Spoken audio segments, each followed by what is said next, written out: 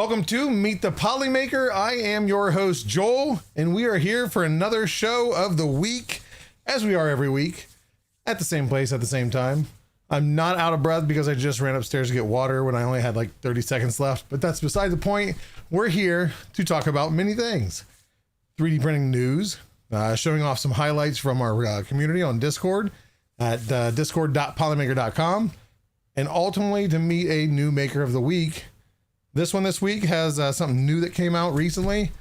You guys might have tried it. If not, we'll talk about it soon. But until then, I'm going to catch my breath and we'll get to the news. This is the news, not me being out of shape. So first up, we're going to talk about, we've talked about this many times, 3D printing concrete to make homes, to make buildings, any types of different structures. But they've always been limited. You know, they're limited to a certain height. Then a lot of them have to be topped off with either wood or metal construction, A-frames, etc. But now a company, RIC Technology, has introduced its latest printer, the RIC Primus. The thing about this is it can print up to 32 foot high and a length of 85.4 feet. So it's got a lot bigger print area than some of the previous concrete printers have done. Number one, long wise, of course, which length was never an issue because they can always shift it. They can move it around. Biggest thing is they've always had a cap. They can only go so high, but now you can go up to 32 total feet. So 3-story homes, 3-story buildings can now be constructed with 3D printing. Of course, there's a lot of different things that have to be changed with it, but one thing it does is 8 degrees of freedom. So it's a motion with the head, so it can actually go around the rebar and different structures that are in place as it's building up and needing that extra strength for the structure.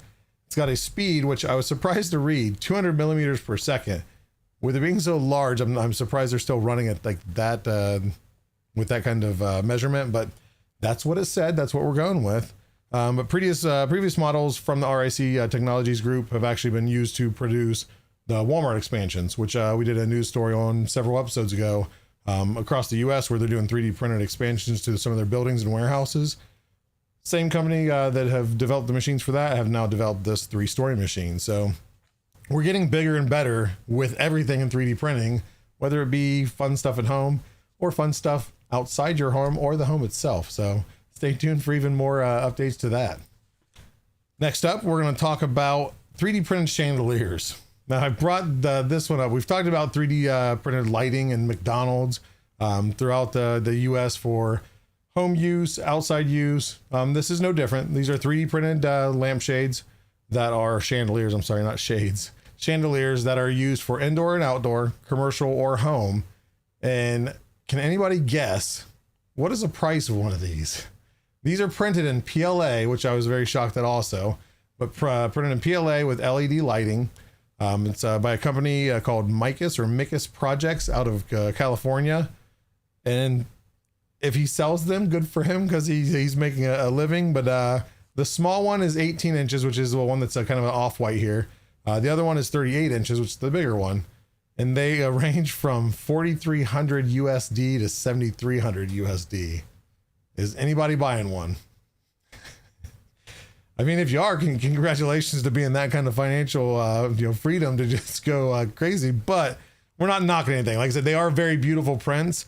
Because I was just really shocked at the price, and if 3D printing has went that far into between fashion and decor and things for in home, that is a crazy leap from what we are used to, especially that it didn't use any type of specialized product.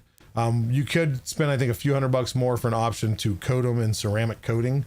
Again, I think that's for more longevity, probably more for like outdoors, and change the look of it a little bit. But on the pictures, I mean, you can see the layer lines and everything, and not knocking it. The quality was still good. It's just, you can tell they're 3D printed, and I was just shocked at the price.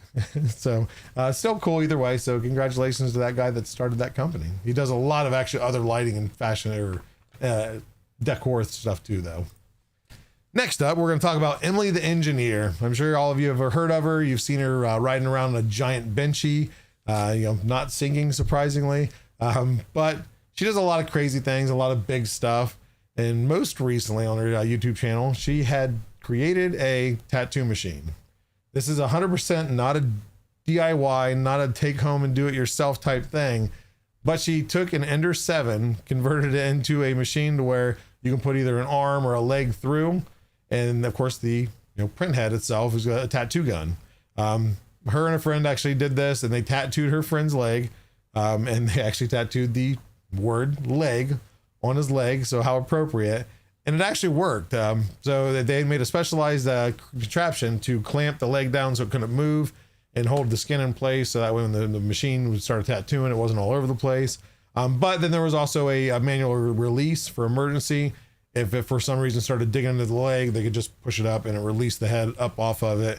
They didn't have to wait for, the G code to tell it to stop or anything of that nature.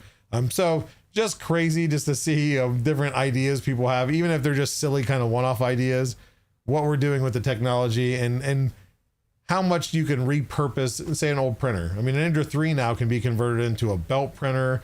What are the other names? I don't know. The fast printers that you can turn them into.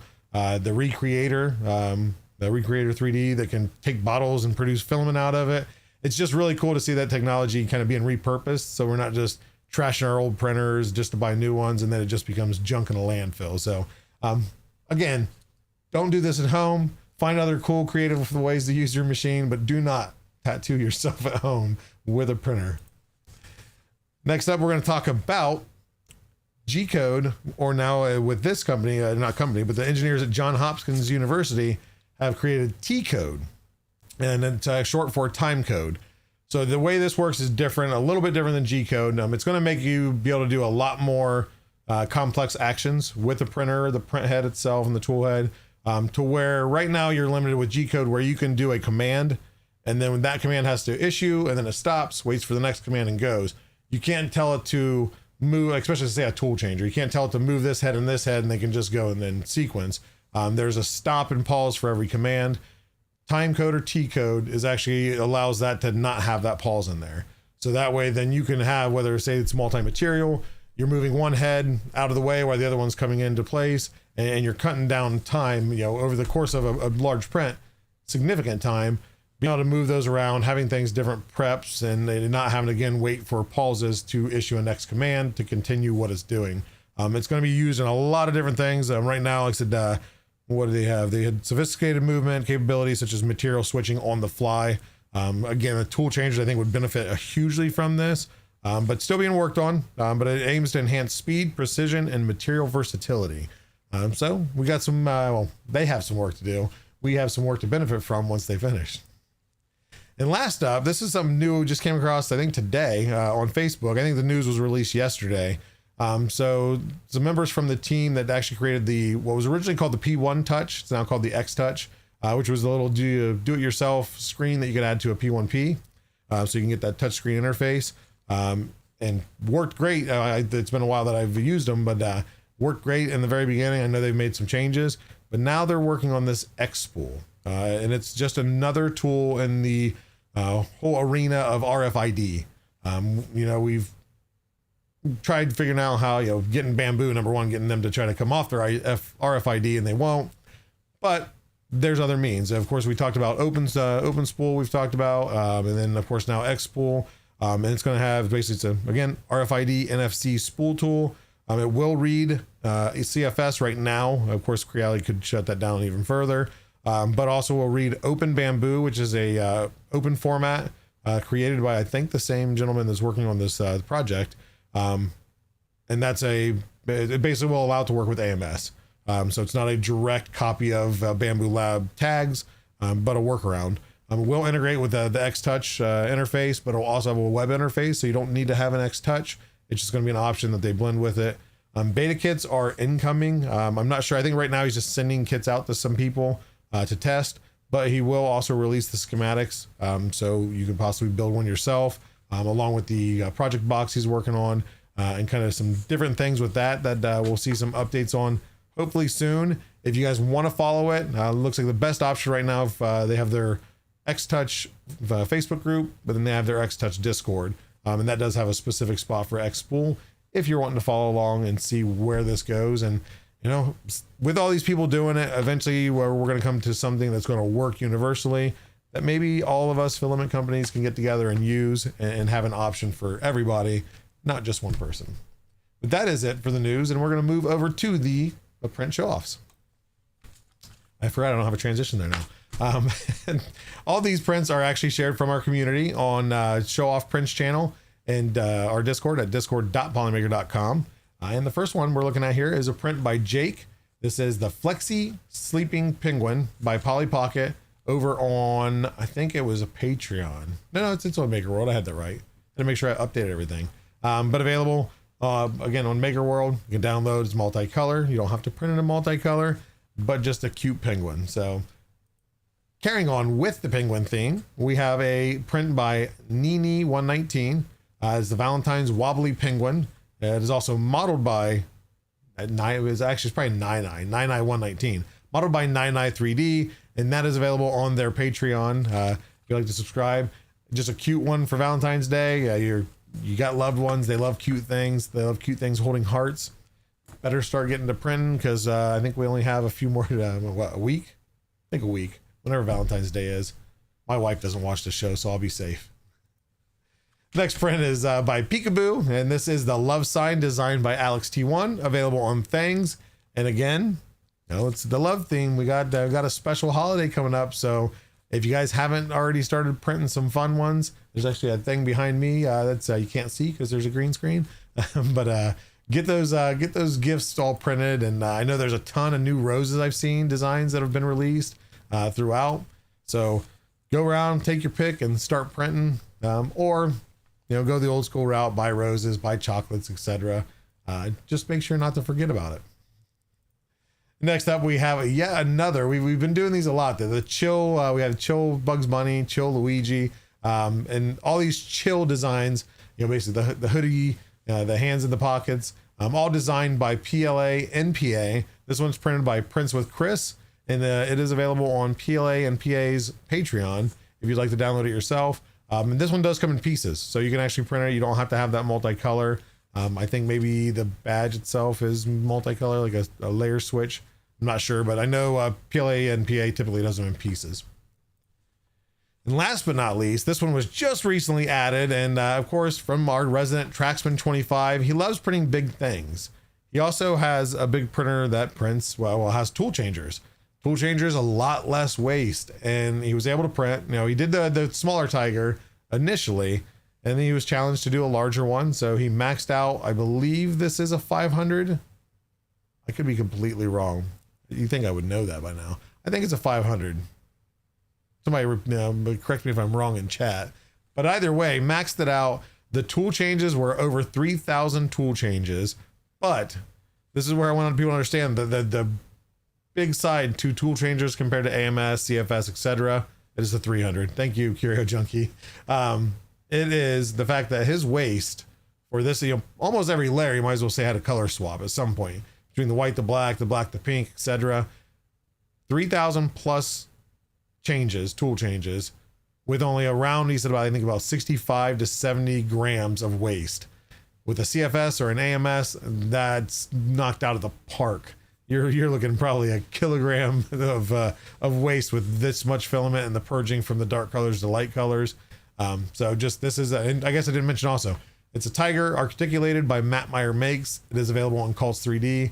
It does lay down, the legs and everything are articulated, so it's kind of hard to see in this picture, but this one's huge. He's a big kitty. It's the big sister or mom to the little Tiger. So I love sharing the big prints. They're always great, especially this one. Like I said, up close pictures he sent me too. Turned out great. But thank you all for sharing as you guys continue to do so on the show off prints. Please make sure if you show off those. These were all very easy for me to use on the show because they all had links. So I knew where the model was from, where other people can get it from. And it's not even for me. That's the selfish part, is it makes it easy for me when I share them. It makes it easy for those that are inspired by what you share to be able to download the same thing and print.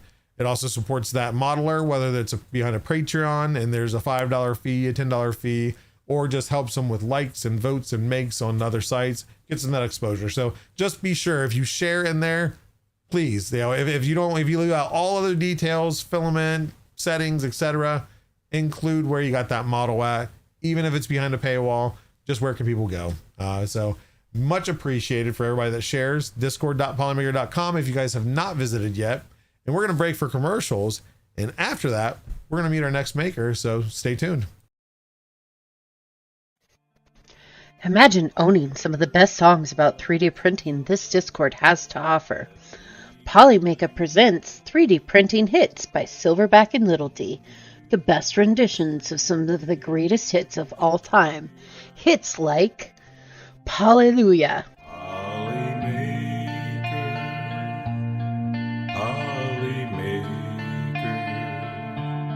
Poly Smooth Criminal, All That She Wants Is Another Printer, Print Away, There you go, print away. Still the TD1, All About That Bag, No Stabbies, and Polyman. It's a file tonight. We're all in the mood to see it extrude, 'cause you've got your printer tuned right. Reserve your CD today with a special TV offer by going to polymaker.com and paying $39.99. Have your credit card ready.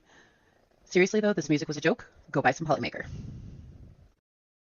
This is Polymax PLA, the toughest PLA in the world, and today we're gonna put that to the test. I printed this very mechanical model and we're gonna drop it from the 12th floor. You heard me well, the 12th floor. Let's go!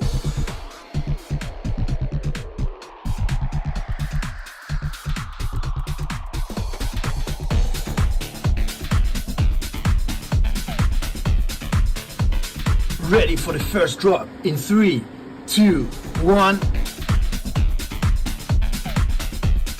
Whoa, that's crazy! Not even a scratch! Let's go and check it closer. Not even a single scratch. I dropped it again from the 12th floor and still not a single scratch.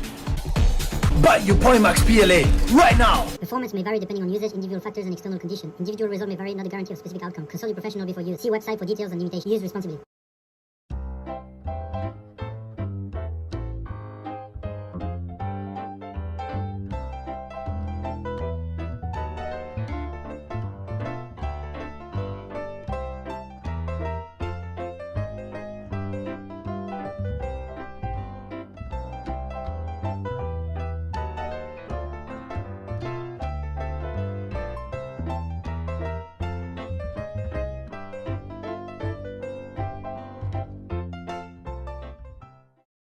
Have you had bad customer service with your filament provider?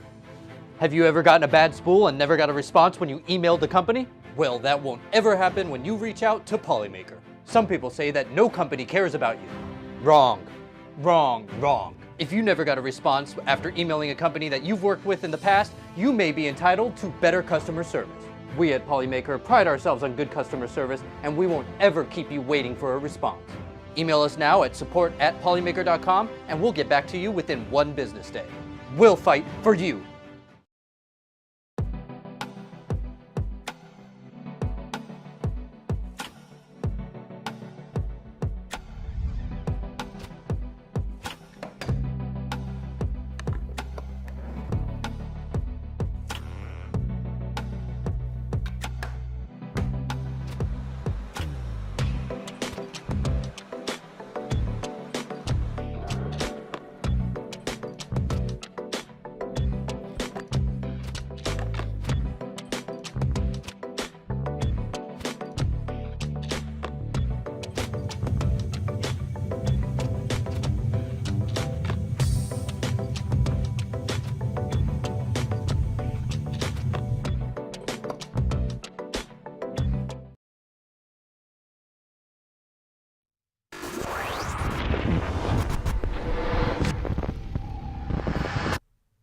And welcome back to the show, everybody. I hope you enjoyed the commercials. You can submit your own too in our commercials channel on Discord. So if you're feeling creative, feeling feisty, just want to have fun behind a camera, show off some prints and, make a fake little filament commercial, then I encourage you to do so. You can win $100 in filament or basically product vouchers. Get a poly dryer and some filament if you want.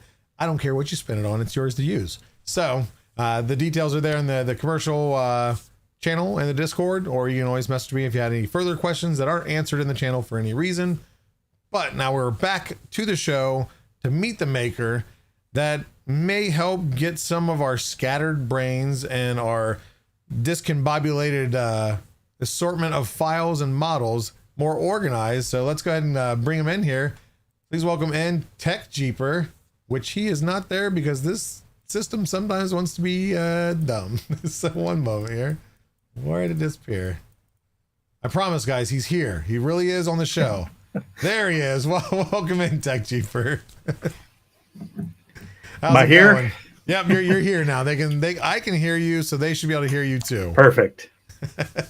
So welcome to the show. Thank you for coming on. Yeah, thanks for having me.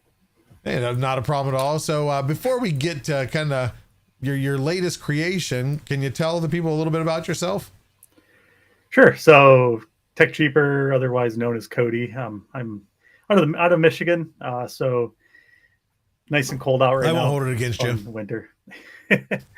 Been printing for, it's over 10 years now. I think my first printer was one of the acrylic frame printers where the first thing you did was went and reprinted everything, so it wasn't all acrylic and breaking on you. And since then, been through tons of iterations of different printers. Took a little bit of a break in the middle, and then kind of sparked my interest back up. I went to Midwest Rip Rap Festival almost every year, regardless if I was still actively printing or not, and ended up finding a good group of people there and got me back into the hobby. And then just with the bamboos and stuff like that, it just made it so much easier where I wasn't having to continuously fight with the printers, and it's been all uphill from there. So.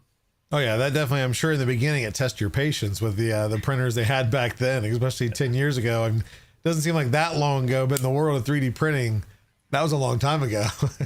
Yeah, I still have nightmares about, I bought a TiVo Tarantula kit when it first came out, and it was one of the first IDEX.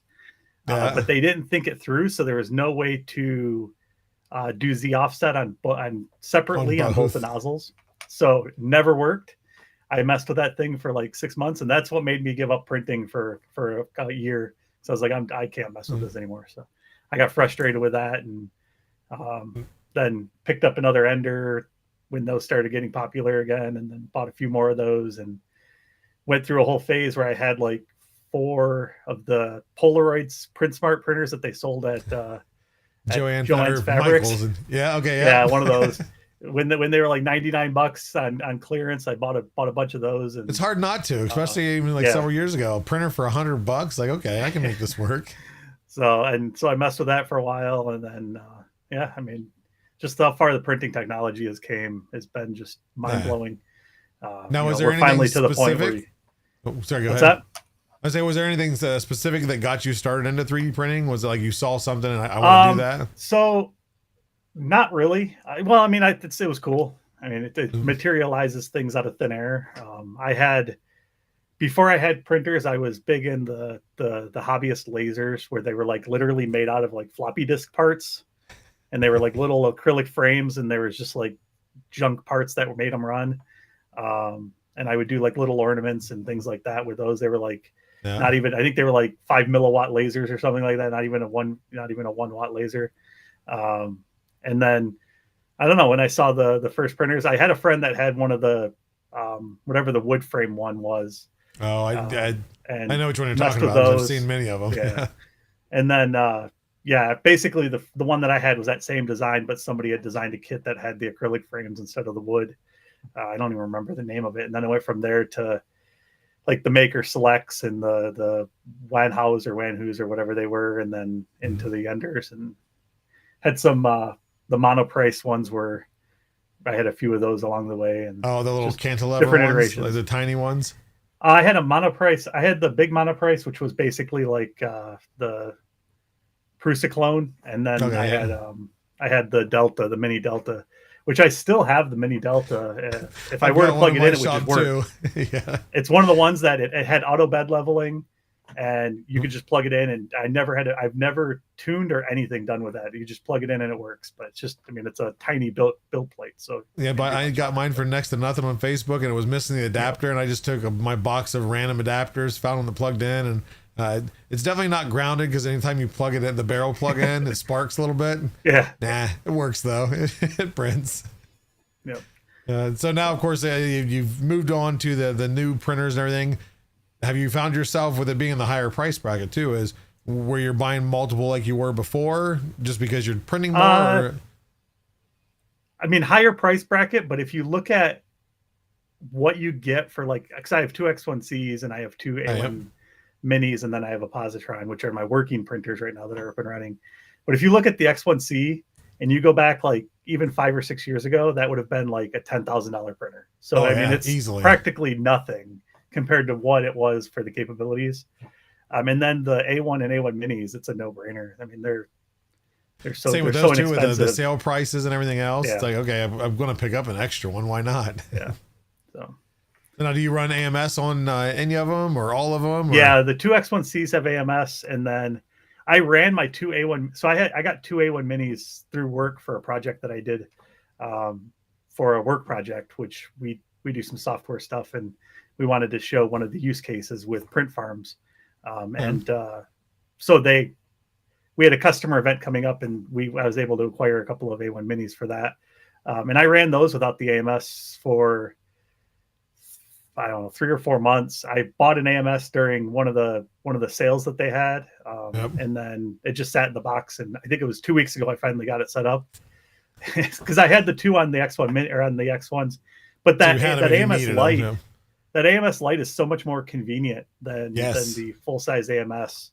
I find myself using that more than going into the other print room and setting those. Yeah, just slapping it on there. And the only thing different is I wish, which actually the CFS for the Creality, what I love about that is you start to feed the filament in, and you normally have to kind of push that tension, and then it starts feeding it through. The CFS, you just put it in there as soon as the sensor hits it and sees it, and it just starts grabbing.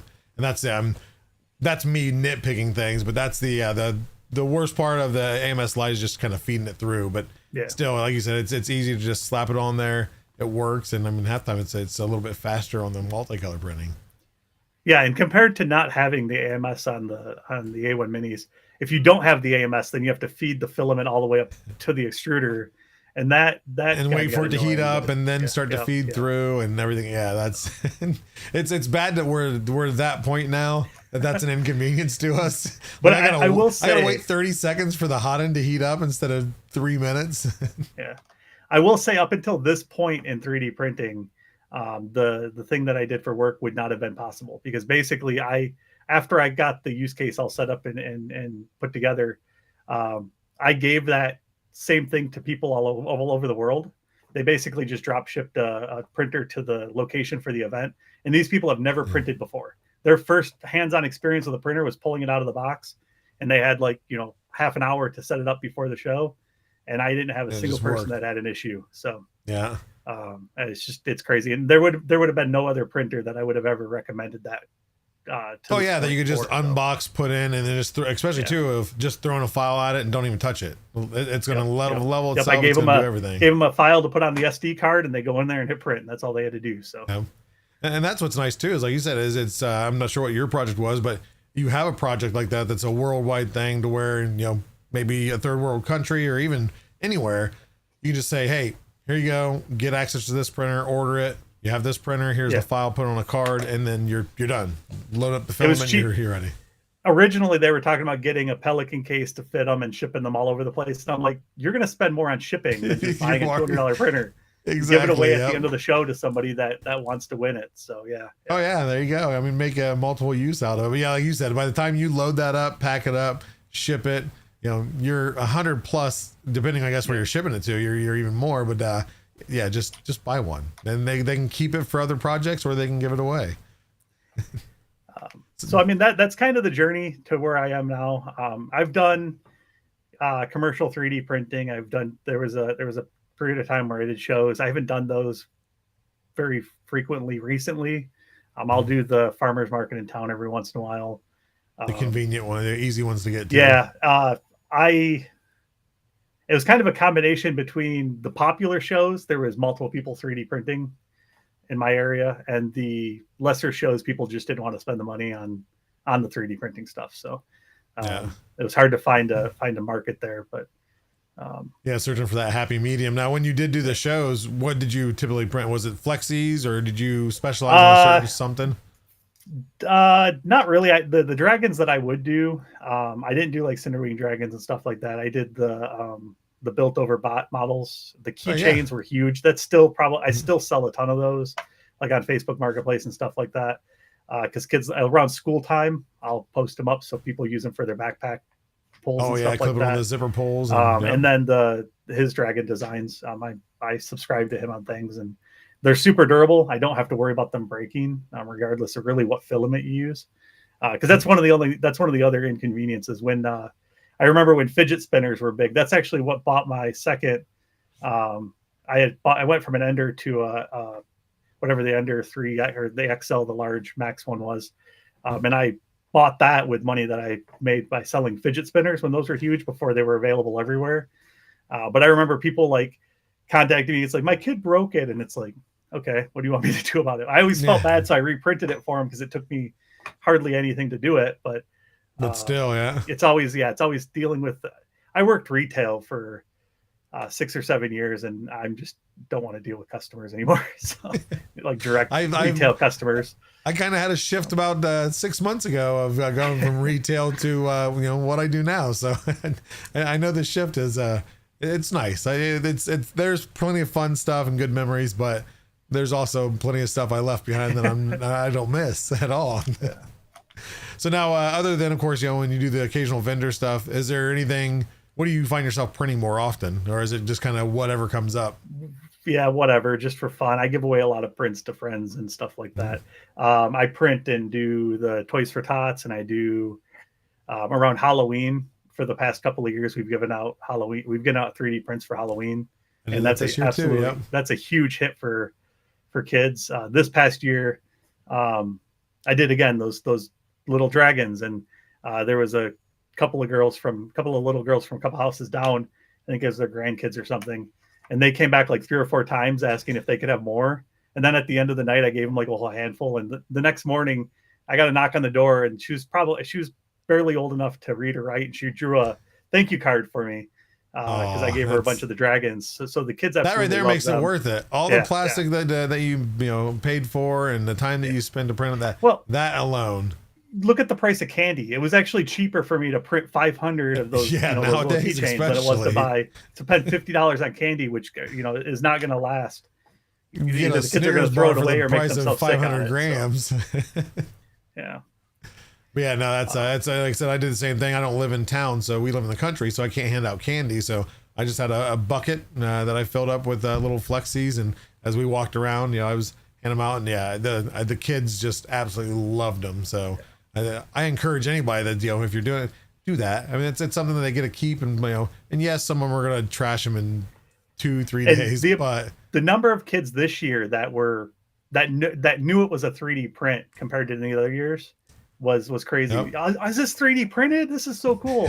So it's good to see that that's starting to get more mainstream in the schools. I know our school here in town has a library, and in the library there's a couple of 3D printers that the kids can use and things like that. And we're like not a big city. We're a small town, and to hear things like that, is like you said, they're becoming more aware. So then that way too, maybe something they're interested in, and the earlier they start, and whether they go into 3D printing dragons to sell at vendors, or they get into Tinkercad and they start playing with that. I mean, it's a good gateway. It's one of the good gateway addictions to have. Maybe not for the wallet eventually, but yeah, no, it's just a good start, and it gets their minds moving more than it does when they're in front of their phone or tablet playing a game. So. Yeah, when I was a kid, if my parents would have got me something like this instead of a Game Boy or something like that, I would have probably been just as thrilled, and I would have been actually learning and you would have so many things all around the house, like we do now as adults. So now, of course, the one thing I wanted to bring you on here for is you've created something recently. Can you tell us what that is and what exactly is the purpose of it? Sure. So I'll do the origin story first. So there you go. It's only been around for about a month. So this is fairly new. It's one night I was getting ready to print some models because I was going to donate them to the company I worked for was doing a thing where they were working with a pediatric hospital, and they sent out a list of toys, and I contacted them. I'm like, can I send you some 3D printed toys? And they're like, great. So I wanted to do some fix them dude trucks and things like that. So I went and I was like searching through my computer. I was like, I know I have these models somewhere. It's not coming up in my search or anything like that. So I went back out to printables, logged in, downloaded it. And of course it said like fix some dude fire truck 2 or 3 or 4 or whatever. So I'm like, I know what's in this drive. So I printed them, got it going. And the next morning I woke up, I'm like, I should write something that helps me organize my files. Just, I was like, do I throw them in a spreadsheet or something like that to keep track of them? I haven't. So I've done like 10 years ago, I did web design and I dabbled in Android development and things like that.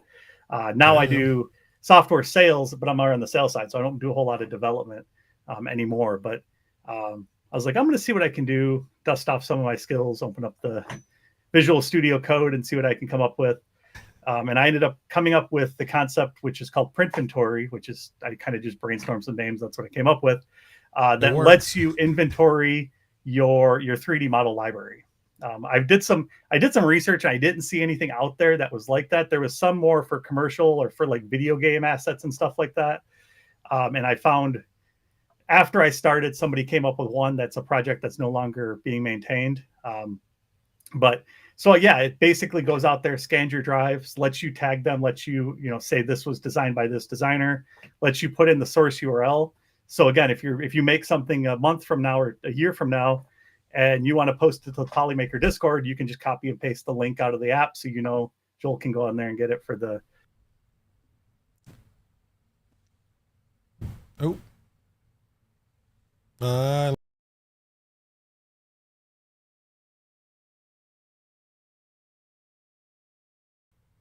You can't hear me? Oh, well, let's see here. What just happened? Okay, can chat? Can you guys hear me at all? Uh-oh. Ruh-roh. Day ruined. Hey, okay, so you can hear me. Cody, you still there? Nope, I can't. Yeah, I don't see the feedback. Let me push you out here, and then we'll try to get you back in here. We're gonna hide on stream. Hello. Oh no, we lost Cody's. Can you disconnect and then reconnect? Then I'll pull you back in here. It's always something. I went and moved. Did I move something? No, because his comes through the internet. So ruh-roh. Yeah, let's try it again. Hello. Can you hear me? Yes, there we go. Now we can hear you. I go through this every day at work with Teams and Zoom, so it's turn it off and back on again. Yep. There we go. So so where did we leave off before it cut out? The models and everything else of just being basically giving you your entire library at your fingertips, being able to sort them, being able to search them quickly, and ultimately just find the model that you want without having to dig through and find your. You might have multiple directories. It might be one huge drive, which I'm finding that a lot of people just stuff everything in one huge folder, which is what I do. My downloads directory is just a mess between 3D models and all the other stuff I download. And then, seems like every year I'll do a mass purge, or I'll just right click on the downloads folder and just delete it. So now this gives me the ability to sort those models out and move them into their own directories and things like that and keep track of them. So, and that way, then for those of us like myself that have like 100 downloads that we do of, hey, these are future projects, a little bit easier to find, to see, and not to be like, where. Yeah, that's the other thing is there's a printed tag. So if once you print it, you can check it. One of the fun things that I came up with was print roulette, where if you're like, I did some print block where you're like, what do I want to print? Yep, I talk you about can it all sort the time. by, you can go in there and filter by all of your Flexi Dragons, and you can click print roulette, and it'll go and jump around and find one and pick a random model for you to print. And things like that. So just, making use of what you have without having to go out there and re-download it over and over and over. So. Oh yeah, no, like I said, because a lot of us just, we download it and we don't delete it for the fact that we're going to print it eventually. But I like the print roulette part too. That's and a lot of times I'll download models. Yeah. A lot of times I'll download models just to support the designer and with the full intention of printing it. And then I'll just forget about it because I'm squirrel. And nowadays it's there's so many things to print. There's so much accessibility. So it's like, okay, I do really want to print this, but right now I'm printing this. Oh, and then this comes up, and then then it's like, wait, what was I going to print 2 days ago? But now that's the next thing that is where you mark is, print projects, and then you have a filter there so that it forces you. It won't let you actually have access to the other files until you print this file. And there's you can re-roll if you want to, but yeah. There you go. But so with that, is that like you said, it was kind of just a brainchild at one day, and then just went right to it. Started as a personal thing. I was just going to build something really rudimentary just to see if I could, and then I just decided, hey, would there be any interest in this? And I asked a couple of people, and they're like, oh, absolutely, I would love to have something like that. So I polished it up a little bit and threw it out there as the initial beta, and people jumped all over it, and it gained a bunch of traction, and then kind of built on it from there. It's crazy how quickly it's came in the last couple of weeks. There's a whole group of beta testers that are just cranking it out, finding issues, and I'm going in there and fixing it. Right now it's just me. I'm eventually going to either just release the code or open source it or something like that. I'm not charging for it. The closest thing to having to pay for something like that will probably be I'm playing around with adding AI to it, will be your own OpenAI or DeepSeek or whatever it is subscription, and so that'll do things like intelligently tag or create keywords for different models. That'll be cool. Like that. But yeah, I don't plan on I don't like to be tied to projects. So if I charged for it, I would feel obligated to maintain and manage it forever. Yeah. And not to say I'm going to abandon it, but it's going to get to the point where it's going to have, be fairly featureful, hopefully, and mature. And then I'm not spending every waking hour doing it, which is what I've been doing, which is why I haven't been printing much lately. So it's been messing with that. That's where and I always talk about how amazing our community is that's one thing that you find, of course, doing something like this is the amount of people willing to help and not just download it just to use it, and then you don't really get feedback. I mean, they're passionate about it. They want to help and make it better and everything else. And that's I know a couple of people that are beta testing for you, and they're having fun with it and pushing it to its limits. The number of people, when I posted it and shared it, I shared it when I kind of went live with the project. I shared it to a couple of Facebook groups, and I shared it to Reddit and Twitter and stuff like that. And the number of people that were like, this is like life changing. I've been looking for something like this forever and things like that. And I've Pete's Facebook group, the multicolor Facebook group, I think that had like 100 comments in like a couple of hours. It was just crazy how much people were like, I want this. Just not the traction you expected at all. Yeah. No, absolutely not. I think I woke up the next morning and it had like 200 or 250 downloads. And I was expecting if like a dozen people would use this thing. Cool. It's been great. I've learned a ton. It's been a huge learning experience, not only for the programming world, but also how things like the models work. One of the biggest things that I wanted to overcome initially was the library that I'm using to render the files, because it actually shows a screenshot of the file itself. So when you look in, it goes out there, finds your STLs, and then it does a render of them so you can see what it looks like. But the 3MF files, Bamboo Labs and Orca Slicer, because of Bamboo Labs, Orca Slicer puts a bunch of extra metadata in 3MF. And so the library that I was using wouldn't render them. And it was an open issue with the library, an open source library. And there was a bunch of people like, this doesn't work for 3MF files and things like that. But one of the community members was like, those are just zip files. Go ahead and open it up and see what's in it. So you rename a 3MF a zip file, you crack it open. Actually see inside of it. There's pictures of all there's pictures and there's renders and there's all of the print settings and everything inside of it. Never knew that myself. Instead of rendering it, just crack it open on the fly in the memory, grab the image out, put it back, and you're good to go. And they sped up the time, and it allowed me to actually render those 3MF files, whereas before I was just putting a placeholder thumbnail. Oh, just a one person with a suggestion, not even suggestion, just one person with the knowledge of, hey, by the way, this is this. That's just that's insane. And that's now I find myself every time I download a 3MF. Now I find myself opening it up. It's cool because there are actual picture, like real renderings of the app, fully color and everything, and it'll show you that they're organized by build plate and everything. It's I kind of crazy. guarantee you right now, at least one person, if not multiple, Exactly. have already right now renamed the 3MF zip and opened it. Just be like, not even to believe it, but more of like curiosity. Like, I want to see what's inside of it. So yeah, I will be doing the same for sure, because I'm curious now to see what's all inside these 3MF files. But yeah, I think that's like, so we had a short conversation last week about the traction and everything, of like, you were just kind of shocked at how many people were interested in. And before the show, of course, I was talking to you about like spool stock. And that was the same way with me, of like, I have all this filament.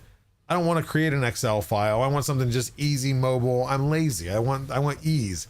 And that's where, same. Sure, we could all go in there and create a really awesome detailed folder file structure and all that. Nobody wants to do that. If I can have an app that says, here, hold on, I got this. And here you go. Here's your information you want.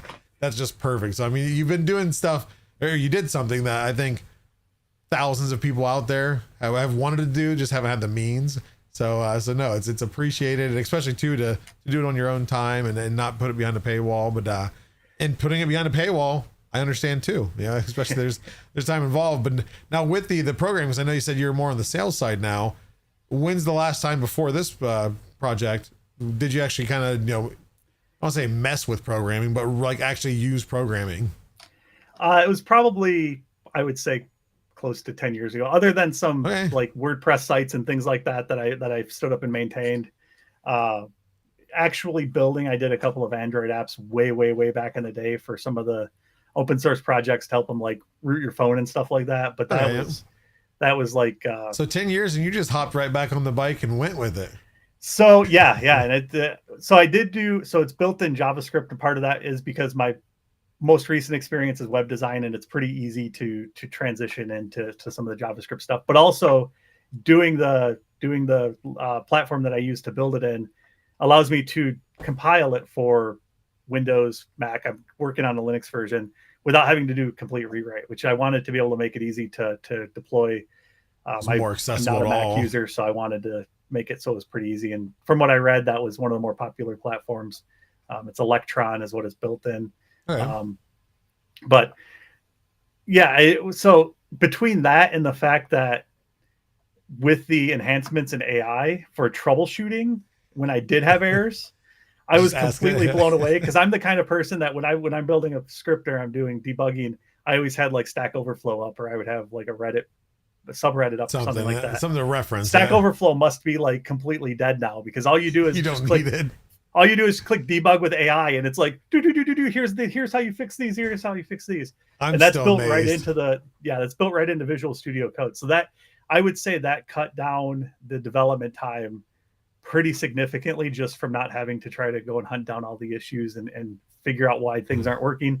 Or if somebody reports an issue, I can just ask it and be like, why is this doing this? And it'll like analyze the code and say, okay, well, this function is called before this function. And so you just flip them around, and it's still cool. I mean, that like you said, it's a good helper. But yeah, I mean, to have 10 years off and jump into things. So I don't code or program myself, so I assume it's just more because the commands themselves have stayed universal for the most part. It's development.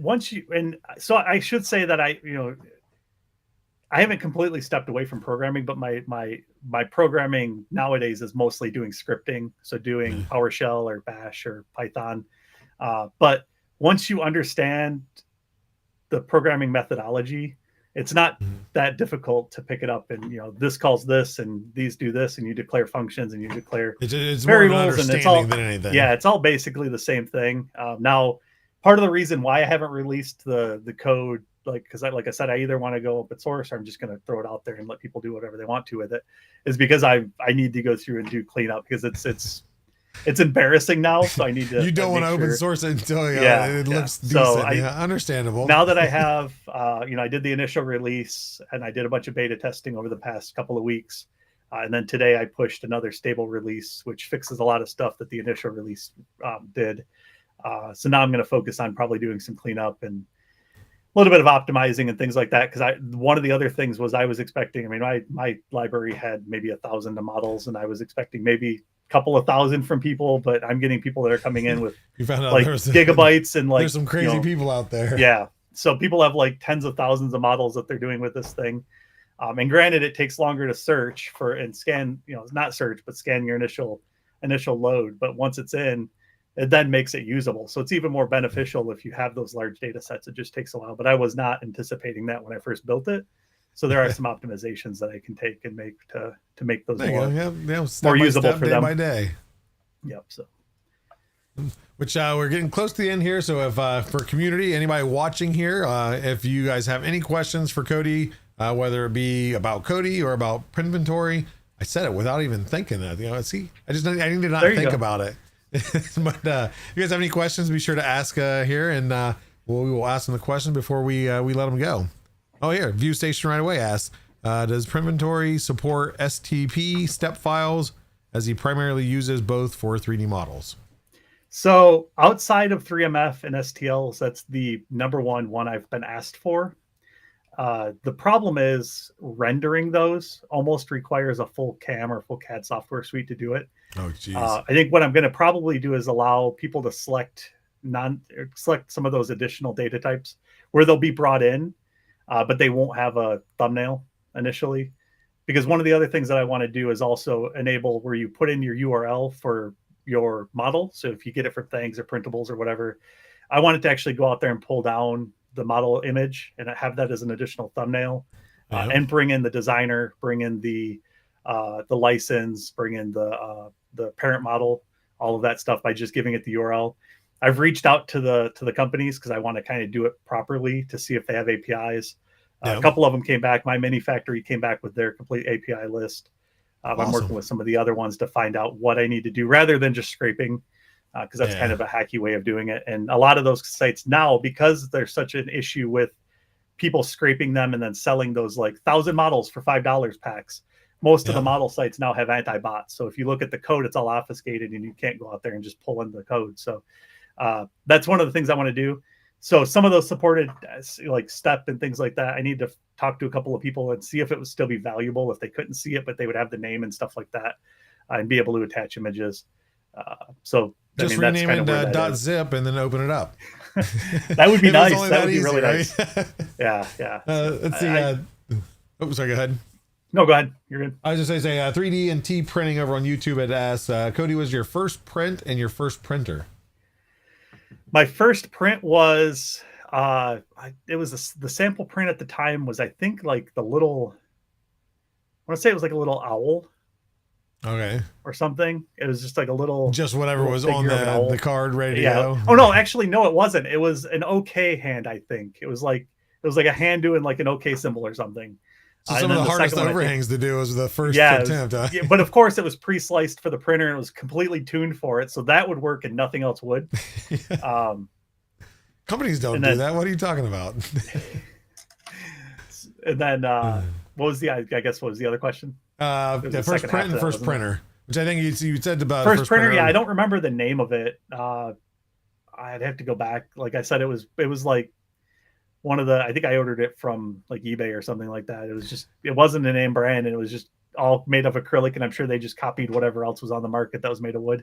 Yeah. And I think I still have parts of it laying around here somewhere. Every once in a while I'll find like a acrylic panel. I'll be like, where did this come from? It exists in at least in a minute stage. Let's see. Bearded Printer on Twitch has asked where to go. I seen it on there. What is your favorite finger? Can you consider a thumb a finger? Thumbs up. Yeah, there you go. Thumbs up. Let's see here. Are you still planning on expanding the file type? Build Overbot asked that. Yeah, that's what I was just talking about. Build Over. He's another one that would like to see the ability to render, or not render, but at least collect Blender files and stuff like that. Oh yeah. So I think that's going to be, again, I got to figure out if I can't render it, it'll be, I want to kind of wait till I can have some way of attaching an image to it, so you're not just getting a bunch of just blank files. So I think that's one of them. And then going from there, I think you and I talked about it before the show, but being able to, one of the things I'm messing with now in a fork of the build is using AI to be able to intelligently tag the models and stuff like that. That was my original dream, was being able to just, have it all automatically inventory, automatically tag and everything. So if I want to find like Google Photos for your 3D print library, if I want to find a truck, I just type in truck. Yep. Yeah. So that's kind of what I want to work on next, to kind of enhance it. Now that there's a couple of things I still have to fix with the version now. And then I have a whole list of, if you join there's a Discord. So if you go to the website, there's a Discord link, and in there's a feature request. And part of how I'm tracking those is people go in there and vote the features up or down. So the ones that are at the top obviously get my attention more. Mm-hmm. And there's a lot of really good suggestions there. And it's hard not to just do them all, because I need to focus on fixing things that are broken and optimize and add as you go along. Yep.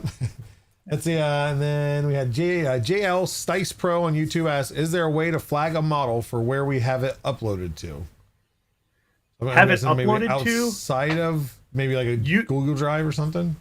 Well, so the other thing that I've been asked is exactly kind of that. So, if you've shared the model to, or if you've like uploaded the model to things or printables or something like that, there is a tagging mechanism. So you can do whatever you want to with that.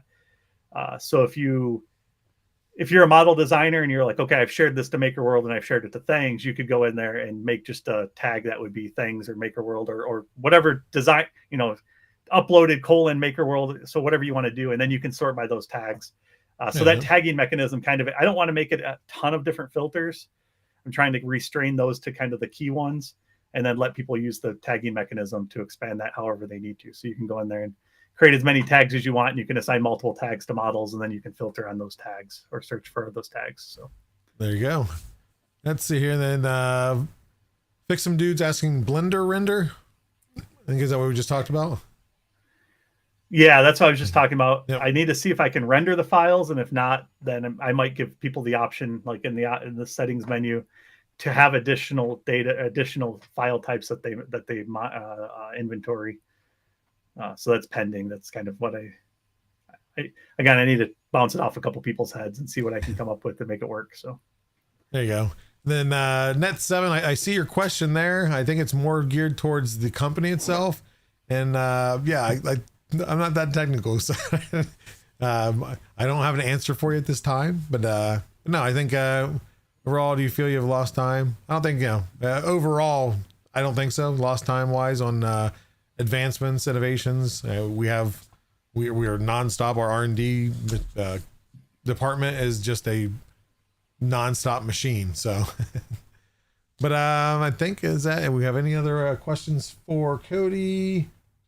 I think we're good there, so we'll end it off. I always like to end it with me losing your video feed. Oh, come on. I don't know why it wants to keep doing that. There we go. Welcome back to the show. Yeah, now I don't know, with Streamlabs there's something that keeps just every so often it randomly cuts you, but I hear you, so we're good. Perfect. But we're gonna end it off with some fun rapid fire questions for you. So first up, what we always like to ask is, what is your favorite filament, whether it be color or surface effect, any brand? I would say right now my favorite is the Pop Blue ASA by Polymaker. I did a lot of like deciding because I built the positron a couple months back, and that's what I did it in. And so it sits on my desk, so I look at it all the time.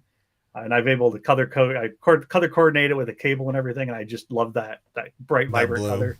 I'm somewhat colorblind, so like bright colors really pop for me, whereas like dull colors seem to kind of wash out.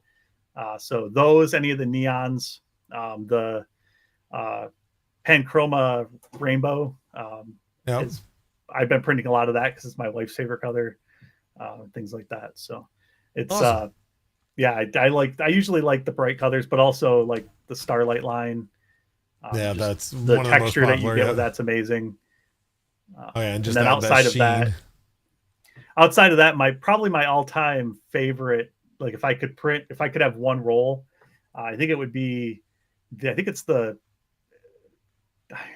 course I don't know the name of it. I think it's Starlight or Night. It's Night Sky by Capricorn. It's the blue, that dark blue with the heavy glitter in it. The glitter. Okay. Yep. I have a bunch of rolls of that. I just keep buying. So I just depends on what I'm doing with it. Like I said, I do a lot of usually it's about 50-50 of like the functional prints that I do and the decorative prints that I do. So it really depends on what I'm doing with it. Fair enough. And then talking of different prints that you do, what is the one print you are most proud of in all the years of printing? This past Christmas, my wife has been asking me for years to make the advent calendar from Christmas Vacation. Okay. Yeah. There was somebody at Murph that had it this year, and I made the mistake of showing her a picture of it. And she's like, if you're not bringing that home, there's no reason for you to go home, because she's been asking me. Don't. But it was such a daunting task because the instructions were kind of vague and there was a lot of pieces to be printed for it. But this past year I sat down and there was a couple of things that I wanted to change on it, like make an actual brick facade for it and things like that. But we actually got that done. Her and I sat there, and it was really each window frame you had to use a pin drill and make the little holes for the hinges and stuff like that. So we worked on it for about a week. Meticulous print. Yeah, it was a very, very in-depth model, but we got that done, and it's one of the ones that I'm most proud of. You know, we put and it you're out going to see it every year. I would say, it's going to be every season. So yeah, trying to figure out how we're going to pack it up, because it's still actually sitting out, because I want to find a way that it doesn't get damaged. Yeah, but if something does get broke, I can just reprint it, which is great. So true, but then it's not the original. You got some sentimental value to it. But let's see here. Do you have any pro tips for taking pictures of prints? Possibly like best hand or foot placement. If it's for Peslas, it's going to be on the foot. No, light box. I know I troll because Peslas did a session on her. I think it was one of her Polymaker about how to take the best pictures. How to take your best prints. And one of the things she said is don't take it on your hand. And up till then, I was pretty commonly taking pictures of prints on my hand and sharing them. So she personally attacked you, is what you're saying. So the next week on the Things leaderboard, I took one on my foot. I don't even remember what the model was now, but I held it up to the light box, and I had my foot. It was very, very cringeworthy. Did that model make the top rankings on Things? Yeah, it did. It did too, even better. Hilarious. But really, if you're going to share prints, get a light box. Show the model designer respect by taking good pictures of it, and plus it just looks great. I mean, if you go back like a couple of years compared to now, and you look at those shared prints on those sites, everybody has stepped their game up tremendously. 100%. I mean, it's everybody's base. And I mean, it's easy. You can get a light box for $10 on Amazon now, and you can take a picture with your phone. So you don't need to be a professional photographer now, which is nice. So it's I would say neither at that point. Fair. Let's see. And what would you say that your most favorite sour snack is? Sour snack. A lot of people, and I know what this is coming from. They want me to say pickleballs because that I don't think they're super sour, but I'm the kind of person that tried them yet. I love them, but I'm the kind of person that'll eat raw lemon, so it doesn't quite have that, like, everybody's like, oh my god, that punch that everybody else does. But I would say that if I could have any of them, that would probably be them, or like Sour Patch Kids or something like that. But I'm not a huge sour fan. Which just you can weird, tolerate it though. Yeah. Fair. And then, I could eat a whole bag of pickleballs, which I don't think anybody else, other than maybe Roy, will know me. So the flavor is it actually like pickle flavored, or is it like a candy? Yeah, it's dill pickle, and it has a really strong sour, and then it's like coated in salt. So it's really not good for you because it's super high sodium, I think. High sugar, high sodium, cholesterol. You get high cholesterol, diabetes. It's a whole mix. Eat all the pickleballs you want. And for like 6 hours after, your tongue is like this like dark, nasty looking green color. So yeah, you just be okay. Well, then the last question is there any site that you would recommend someone to be able to go to possibly organize their models? Let's see. Somebody should develop that. No, printinventory.com. I released a new version today. Go out there, download it. Right there. You can't see it, but I'm pointing to it right now. Yeah, go out there, download it, check it out. Just play around with it. If you have any feedback, it's still in early testing. Like I said, it's only maybe a month old. If you notice anything, just let me know. I'll do my best to try to fix it. I can't test every scenario when I'm pushing these out. But again, Andy's a solo army here, so it's. I wouldn't necessarily say that. I was just about to say I have extreme gratitude for the dozens of people that are testing it and in the Discord and getting in there and showing me where there's issues. And I mean, it would still be the the basic half broken application if it wasn't for that. So I definitely appreciate those people getting in there and helping. The community is always awesome. Well, if there is there any socials anywhere anybody can follow you, see what you're doing, where the updates are? Or TechJeeper on Twitter and Blue Sky. I'm on Twitch as well. I haven't streamed in about a year because of life stuff that's been that happened, but I did start getting my streaming area set back up, so I do plan on streaming. Coming I'm soon, not then, the right? first. Yeah, I'm not really like I'm going to stream every week at this time. I just that's not feasible. Just something you just pick up to do when you're open. Yeah, I think my last one was I did a pretty extensive stream where I was doing the build of the X-Carve CNC. Okay, yeah. So I live streamed that just because it's fun to have somebody sitting there while you're standing there for 6 hours building something, rather than just listening so to those yourself types of builds. And I might do some streams coming up where I'm kind of working on the application maybe when I do the cleanup or something, just so I'm not sitting alone. Well, it's always enjoyable to watch, even for like those that don't understand. Like I love just seeing how things work and getting a better, like, especially a behind the scenes look.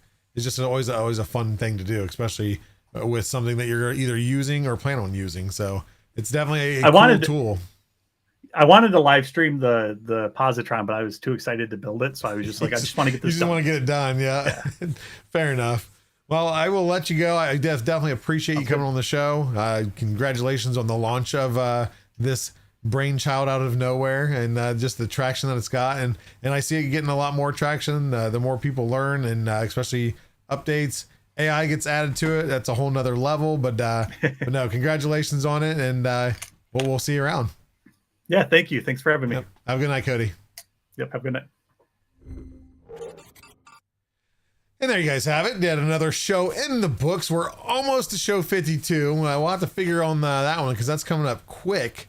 But Cody, TechJeeper, just an awesome story and an awesome tool that just a community member of number one, bright as can be, which it's ridiculous how smart like majority of you people are. And but what you guys can come up with, that was just a brainchild out of nowhere, hasn't programmed for 10 years, and bam, now he comes up with something that a lot of us have had in our heads of this would be a really good idea, but I have no idea how to do it. So awesome. Definitely go show your love. Go check out the app. It's free. Doesn't hurt anything. Whether you have 50 files, 100 files, or 1,000 files, definitely go check it out and try it out. If you like it, awesome. You can keep on it. Help support if you go to the Discord. If you don't like it, doesn't work for you, that's okay too. But judging by who's involved and TechJeeper and his passion towards it of pushing something like that through, I imagine you're gonna like it. So other than that, we have a lot of different projects going on. We have more that are eventually going to get added, but we have our Polymaker figurines that post every 2 to 3 days of a new Pokemon figure, and we are on version 2 right now, and that's led by Antoine Dimensions. See, I said it in English instead of French. I don't even know why I bother even mentioning it now. I just say Antoine. But he is heading the Polymaker figurines. That is on Instagram, YouTube, TikTok. When he releases a video, he also releases that file for free on Maker World. I haven't checked recently. I know we were behind on the models. If they're not on there yet, they're just a little bit behind right now. So you might be caught up now, but they will be available there for free. If they're not there yet, they will be, I promise.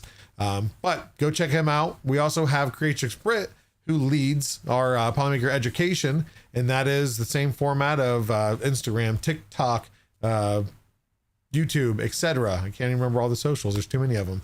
And she releases the videos, and as she does that, she releases the model that she talks about. And it varies. There's different learning things, motor function, teaching things. Recently, they've been doing biomes, so different areas around the world and kind of what relates to them.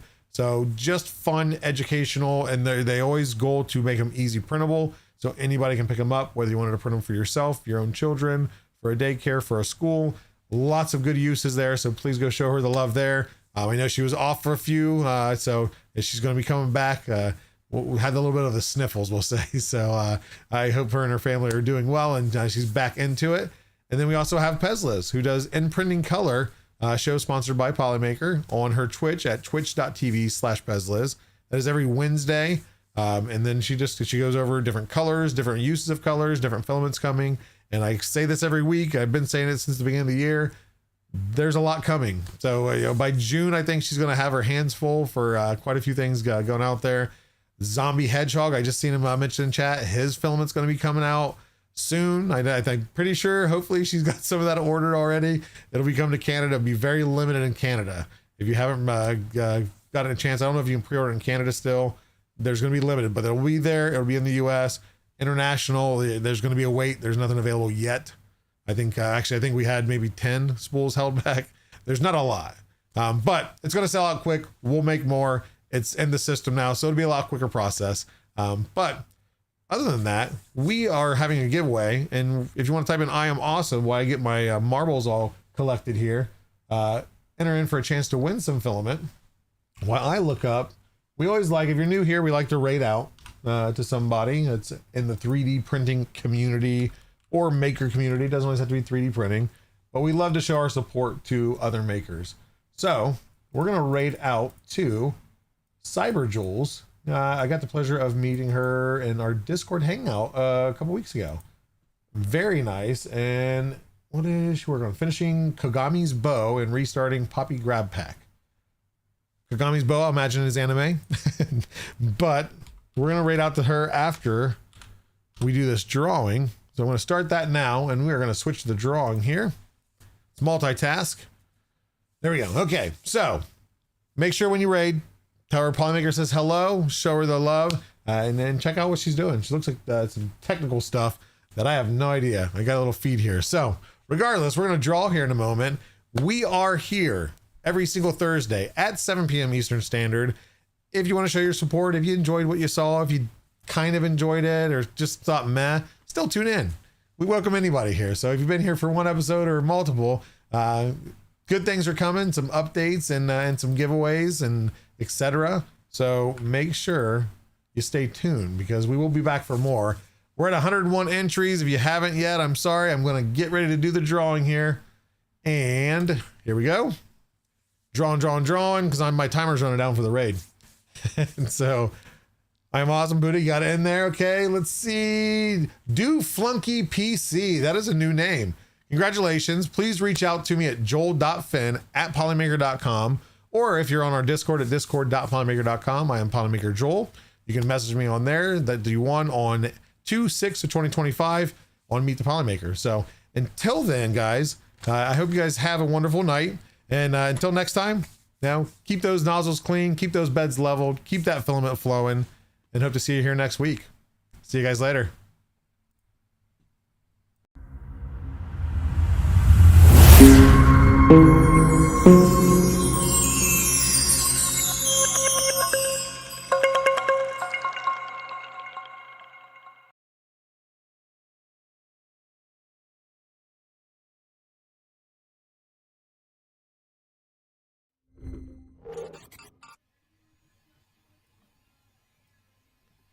Oh, there we go.